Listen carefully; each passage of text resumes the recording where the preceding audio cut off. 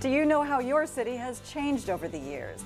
Stay tuned and find out the history behind Fountain Valley's Costco and how Stanton's Neighborhood Watch program came to be. Next on Reflections of Former Mayors.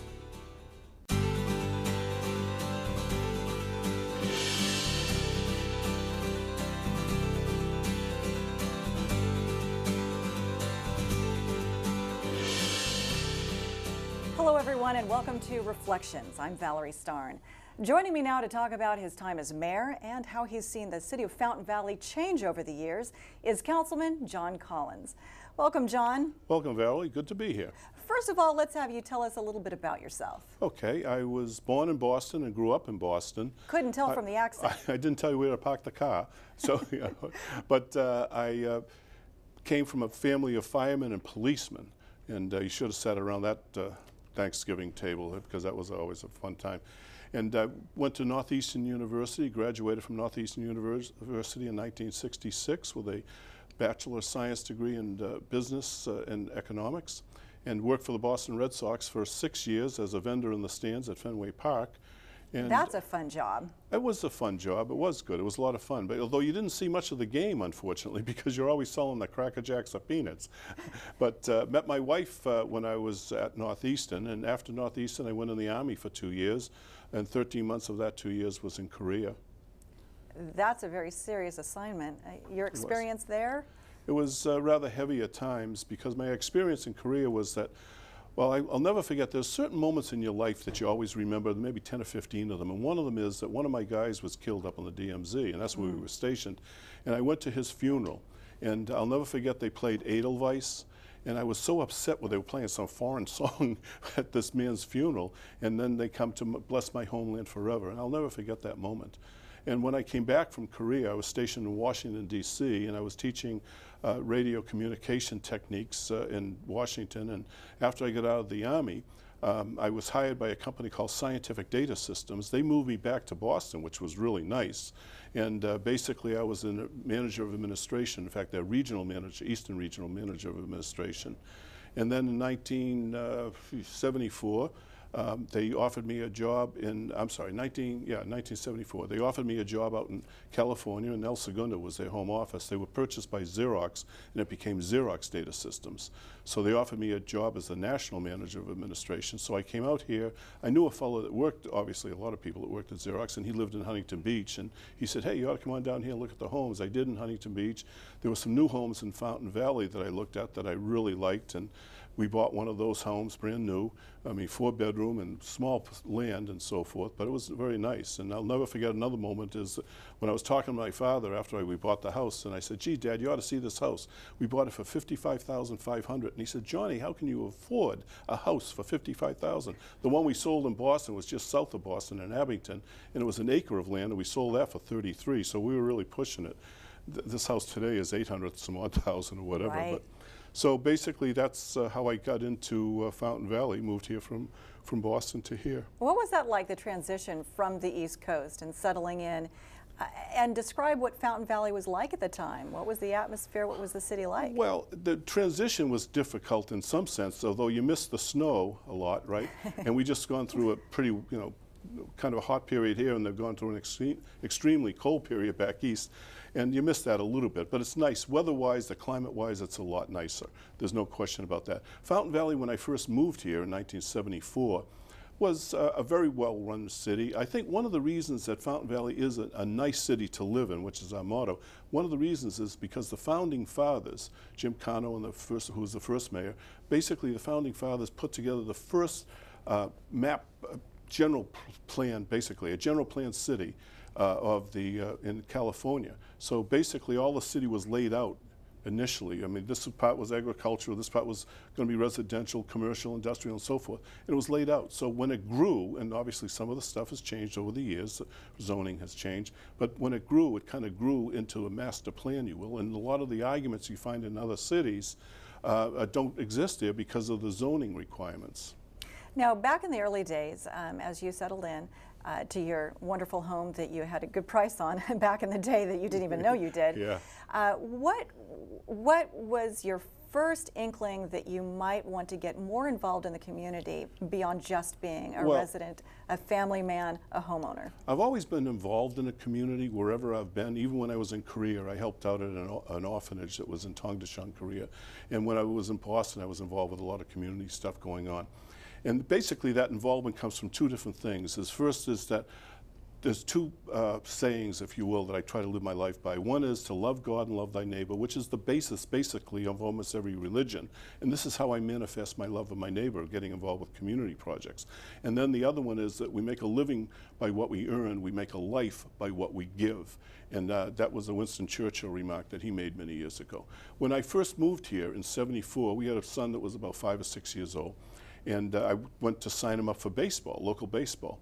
And there was an organization called Fountain Valley Boys Baseball. Went down there, signed him up, and I was an umpire for many years back in Boston. So I got involved in actually the structure of the community aspect of the Fountain Valley Boys Baseball, and there was a lot of things that were lacking. Several other people who were there too saw those things. So we formed a board of directors and basically changed the structure of that, and we got affiliated with Pony Baseball. We changed the name from Fountain Valley Boys Baseball to Fountain Valley Youth Baseball because we let girls play in the same league, and we changed a lot of the structure of the development of that league. And basically, in fact, I just spoke a couple of weeks ago at the kickoff for the Fountain Valley Pony Baseball League, and I reminded them, they didn't know it, it was their 40th anniversary because we started in '74 and here we are in '14. Well, back at the time that you were serving both as an umpire as well as leading the way for the youth, did you think then that your passion would always be youth organizations, or what else sparked your interest? Well, there were a lot of things that sparked my interest, and again, I was working for Xerox up in El Segundo. When I left Xerox back in 1980-81, I started my own business. Myself and another guy started our business, Pioneer Business Corporation, and I did mergers and acquisitions. I was a business broker, basically, and did a lot of evaluations and other things in court testimony in that area, too. And I joined the Chamber of Commerce because I thought it was good for the business, if nothing else. And while I was on the chamber, I got elected to the board and subsequently elected to president, and I got involved with a lot of different things in the community, which I liked, an awful lot of different opportunities to get involved with the community. And then in 1987, there was an opportunity basically to build a price club.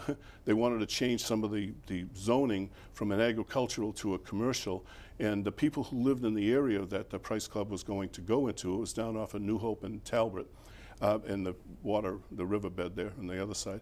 And basically, a lot of those people didn't want that. They were afraid of traffic and other things, so they went and got signatures, so they put it on the ballot in 1987. And it went to ballot, and I would go around to different schools and I would debate the other side as far as what I saw and what they saw, et cetera, et cetera.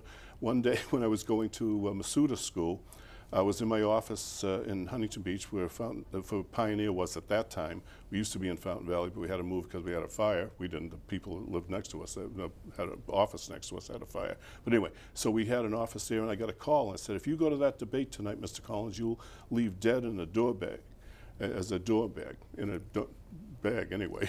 That doesn't sound good. I'll tell you what. It didn't sound good. We're going to take a quick break right now. I want you to be able to finish that story because these were tense times back in a very important day in Fountain Valley. And to find out what happens next, stay tuned. We're going to take a quick break and be right back.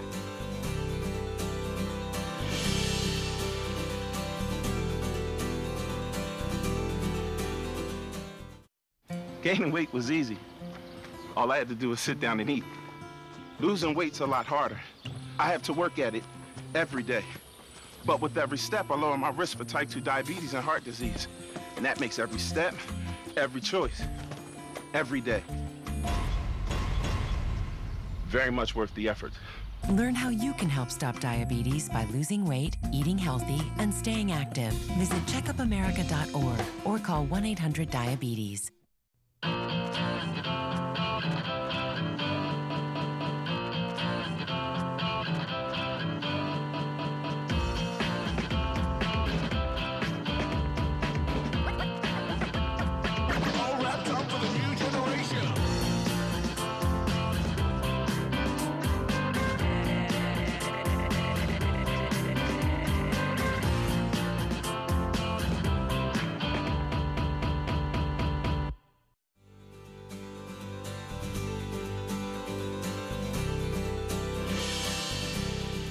Welcome back to Reflections. I'm Valarie Starn. He has served the most terms as mayor for the city of Fountain Valley. We're talking with council member John Collins.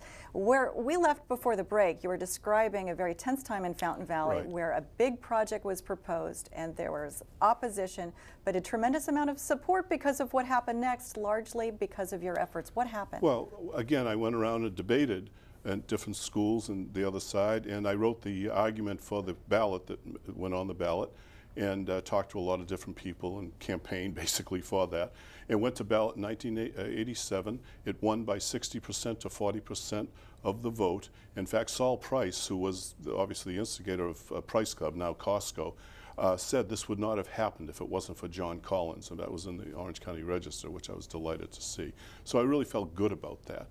Well, back at that time, there was some, a lot of people were very supportive of me, personally as well as what I was doing with the Price Club situation. They asked me if I would run for city council. I said, I don't know. I wasn't really somebody that I thought that could be a politician, if you will.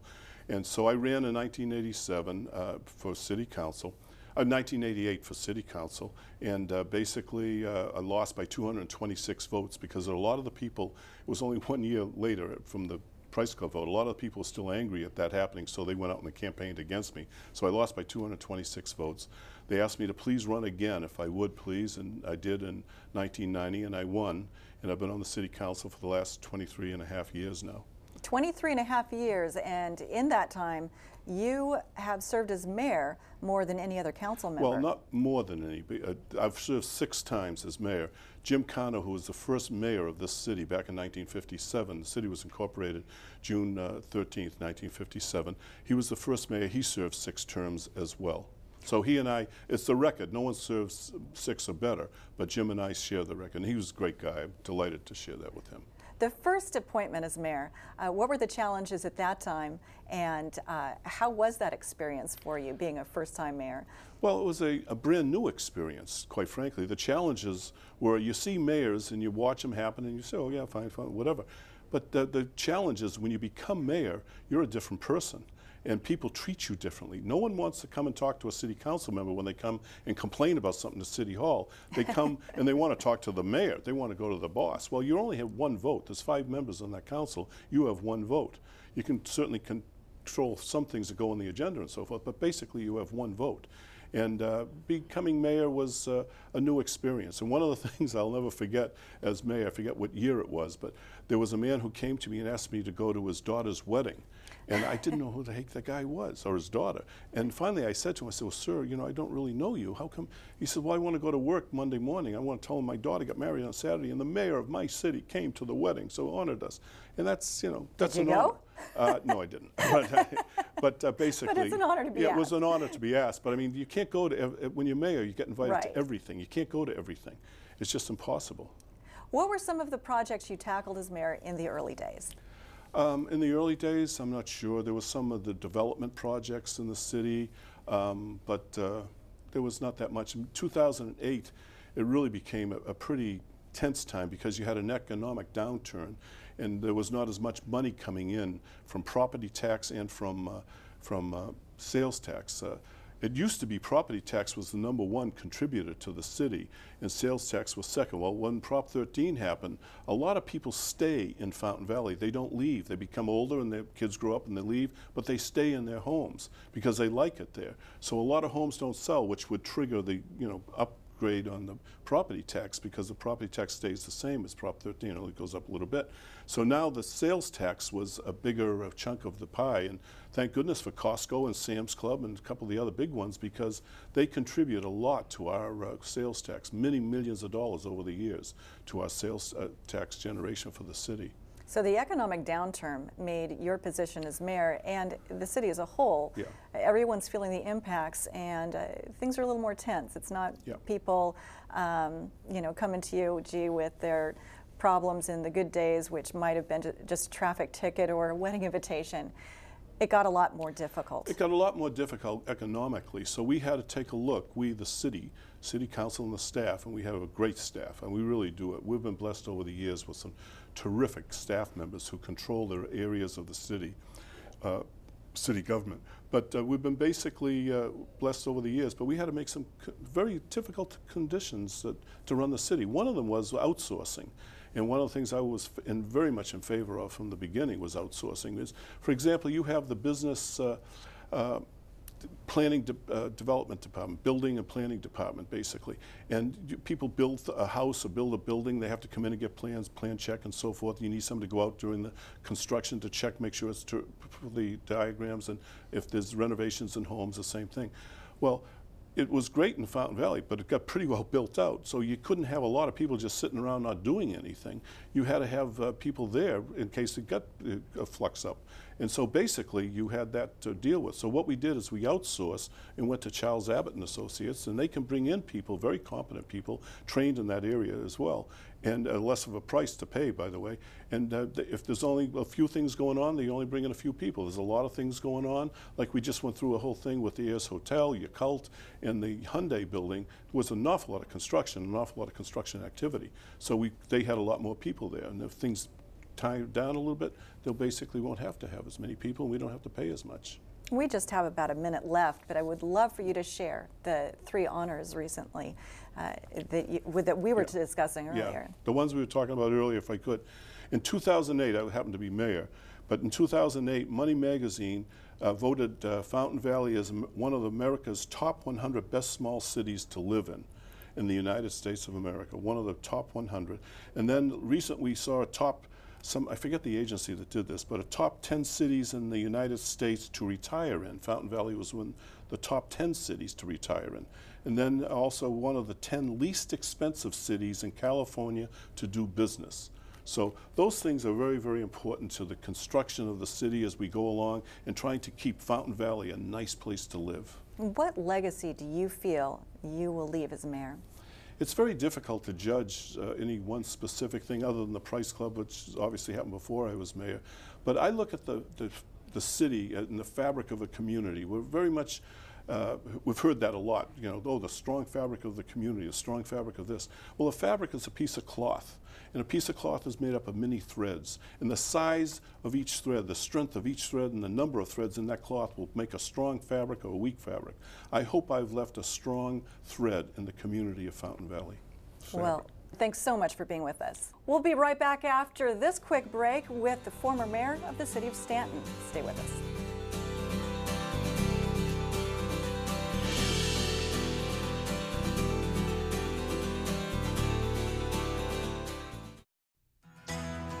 You spent years hard at work, building your skills and talents, raising your family. And lately, like me, you're probably feeling a need to help your community. You have the time to give, you have the capacity to care, you have the experience to contribute. And your country needs you, one of its greatest assets, Americans whose lifetime of knowledge and know-how will make the difference. So how can you impact the lives of others and change the future of our nation? Take what you learned in the workplace and apply those skills to your community. Shape tomorrow by being a mentor and tutor for children. Make independence a reality for people who need assistance and companionship to continue to make their house their home. Find an opportunity to use your skills and life experience. Make a difference today. Get involved.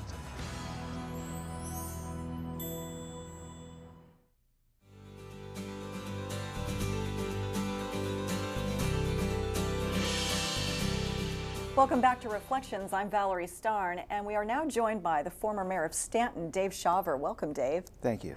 Tell us a little bit about yourself. Where are you from originally? Originally, I was born in Los Angeles in the good old year of 1947. And my father was in the Air Force, so I had an opportunity to traverse the world. He kind of took us along. We were service brats, I think that's what they used to call us. Lived in Japan, Hawaii. My father did a little work in the Philippines, but left us in Japan at that time. My father then settled running the ballistic missiles division in Inglewood, the space program, the very first space program. He was in charge of that facility, and we lived in Torrance a little bit. That's where I kind of grew up, but ever since I think I graduated from about the 6th grade on, I was in Long Beach, California. So Long Beach, and then what happened next for you after high school?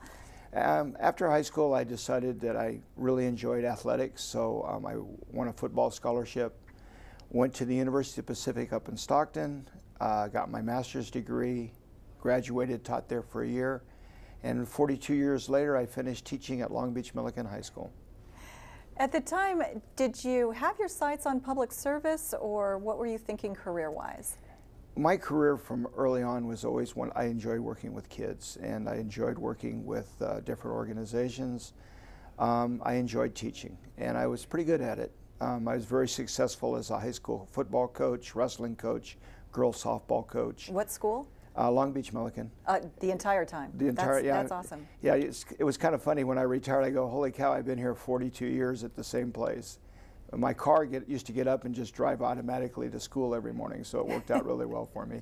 It must have been hard when the day came for retirement, though. You know, it was, but I felt a little reminiscent over the years. But it's funny because I had so many students over those years that they're a lot of them live in Orange County. Cypress council member Rob Johnson played football for me. Right here on Huntington Beach, Jeff Snow, the CEO of Rainbow Disposal, played football for me. So my students are everywhere. I bump into them all the time. So I really haven't left the school because I still have those ties with my students. It's kind of neat. So at what point did you call the city of Stanton your home?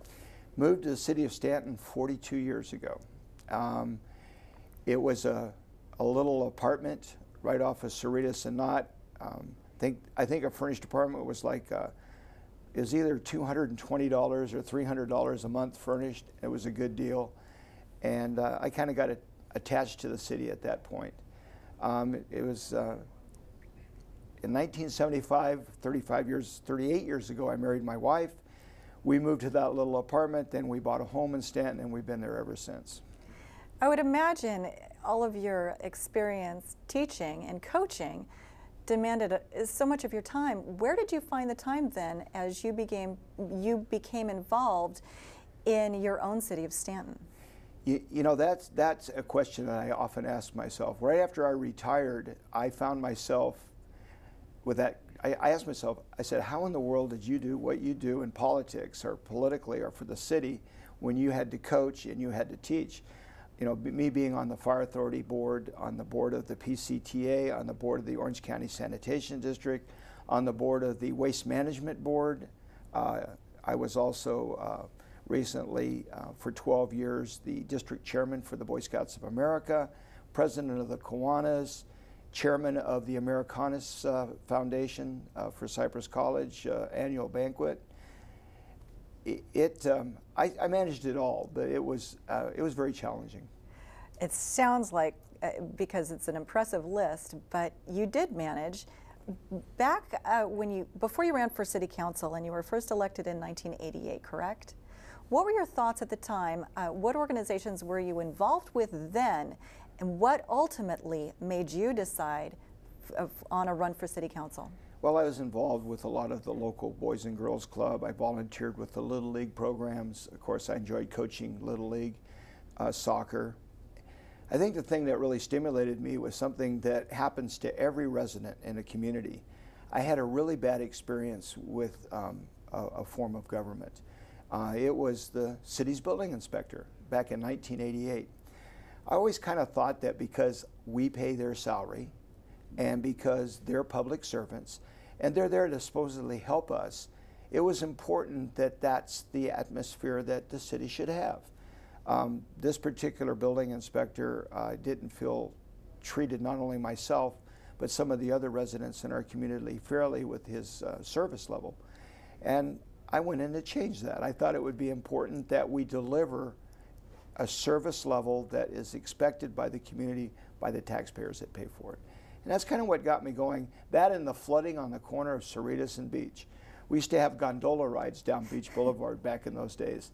And I felt that that's something that really needed to be addressed. So I think the flooding and the fact that I felt that we needed to improve the city services to our community. Well, you were elected to council. You started on those projects to try to turn things around at City Hall. Were you successful in that? What steps did you take? Well, it was kind of interesting. Harriet Weeder was supervisor back in those days, a great gal. And actually, I was able to get the money from the county with some grant money, and we were able to fix the flooding on Beach Boulevard. And that was my promise that I made during my election campaign, that I would try to work for that. I had no idea how to do it, but I went right to work. And within a year of me being elected to the city of Stanton, we were able to eliminate all the flooding along Beach Boulevard. And I will tell you that the service that the city provided, and it's always been impeccable, I always prided myself on making sure that the delivery of services to the community were always 100%. And that was kind of the way that was my expectation when I got in office. That's my expectation with my fellow council members today. What was your first thought as you looked at the possibility of serving as mayor? And within the Stanton City Council, the council itself chooses the mayor. And is that true for the city of Stanton? Right. We just basically rotate it every year, so you get to be mayor every 5 years if you're in office that long. It's more of a ceremonial position. The only thing is you sign everybody's paycheck, so that's one thing that you do. It's your responsibility to go out and represent the community on various functions and affairs, although a lot of us do that anyway along with the mayor. It's nice, though, to have sort of a figurehead, somebody that people can go to. But as far as our community, you're just another vote. If you don't have 3 votes, it doesn't happen. So it's nice to be mayor because it gives you a chance to go out and maybe shape some things that you wanted to have done with an emphasis on the support of your fellow council members. We're going to talk about a few of those things when we come back from a quick break. So stay with us. We'll be right back for more reflections after this.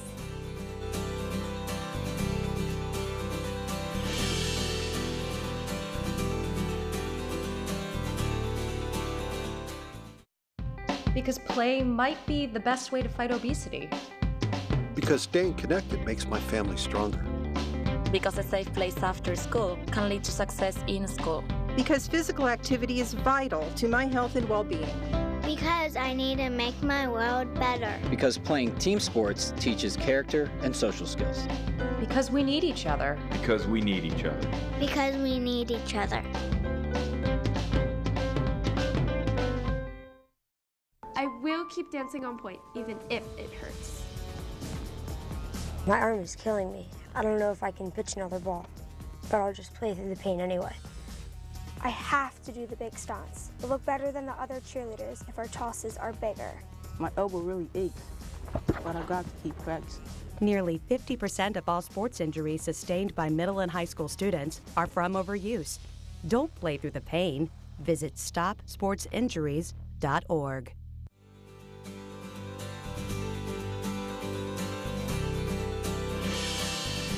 Welcome back to Reflections. I'm Valarie Starn, and we're talking with former Stanton Mayor and current City Council member Dave Shawver.